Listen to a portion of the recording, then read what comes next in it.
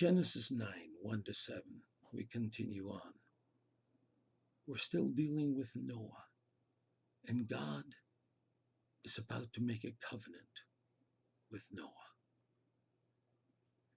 We read here in verses 1-7, they had just come out of the ark, and Noah had just built an altar to God, and God speaks to him. And God blessed Noah. This is verses 1-7, Genesis chapter 9. And God blessed Noah and his sons and said to them, "Be fruitful and multiply and replenish the earth. And the fear of you and the dread of you shall be upon every beast of the earth, and upon every fowl of the air, and upon all that moves upon the earth, and upon all the fishes of the sea. Into your hand are they delivered. Every moving thing that lives shall be food for you. Even as the green herb have I given you all things.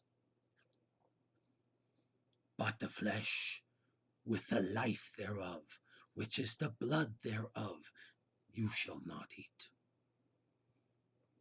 And surely your blood of your lives shall I require. Wow. At the hand of every beast will I require it. And at the hand of man, at the hand of every man's brother will I require the life of man. Whoso sheds man's blood, by man shall his blood be shed, for in the image of God made he man. And verse 7, and you, be ye fruitful and multiply, bring forth abundantly in the earth, and multiply therein. 7 verses. The common thread here among those 7 verses, it starts off and ends off with be fruitful and multiply and replenish the earth. You see, the earth was completely depopulated. And all future generations of man would have to come from Noah and his family. Notice how similar that sounds to Adam and Eve when he said, be fruitful and multiply and fill the earth. Now the animals had previously cooperated with mankind.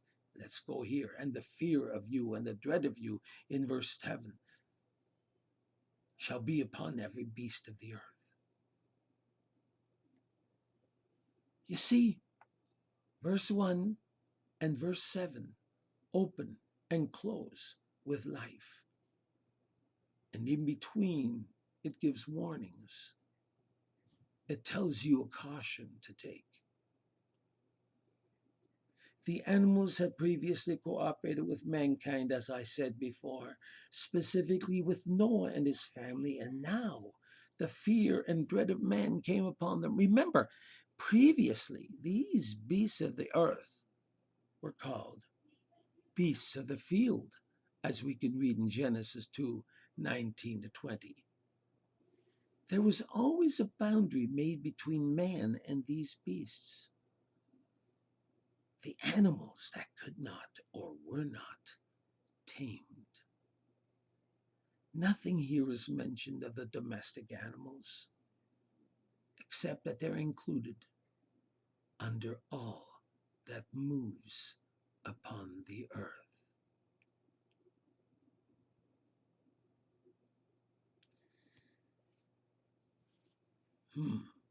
That man, as before,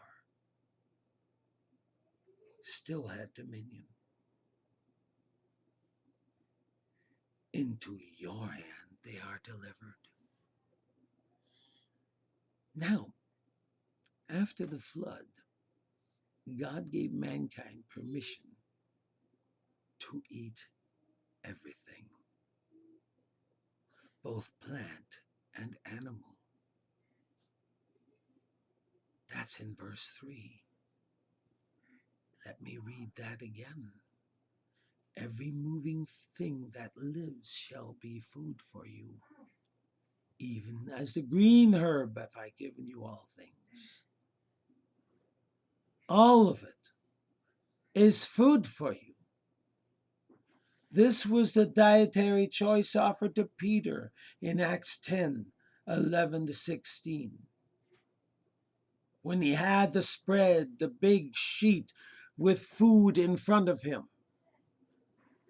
Now, although the primary interpretation of that vision was the gospel was available to everybody, still, God gave permission for non-kosher foods to be eaten. There is, however, one restriction that has always been in effect, all across, all universally, all across.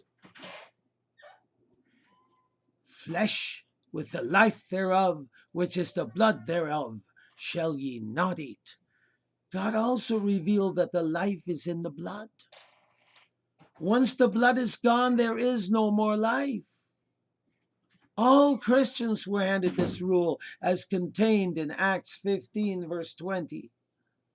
We write to them that they abstain from pollutions of idols, from fornication, from things strangled, and from blood. Now we're going down a rabbit trail here. But notice, from then to when Moses gave out the laws of being kosher, to now, when animals were being slaughtered, the blood had to be let go.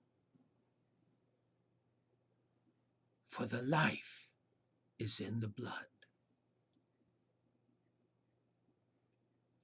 And related to blood in these 7 verses, probably in reference to Abel's blood crying out to God in Genesis 4, God warned that man should not murder his fellow man.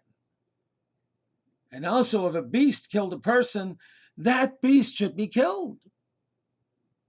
In either case, the God-allowed penalty for murder was capital punishment, death. God allows a society to use the death penalty where it applies. This, however, does not mean that it should be a spectator sport, a spectator sport, which it had become in our pagan and idolatrous past. Folks, we read here 7 verses where God spoke to Noah and gave him rules to live by, rules to govern by. But I need to emphasize here, it opens and closes with the emphasis of being fruitful and multiply. The main emphasis of what God had to say was life, and not on causing each other's death. God emphasizes life. And you know who else emphasized life? Thousands of years later, Jesus. And in me ye shall have life, and life more abundantly. Folks, that has been the common theme all along in the Bible, hasn't it? Life is where the emphasis lay here, and not on causing each other's death.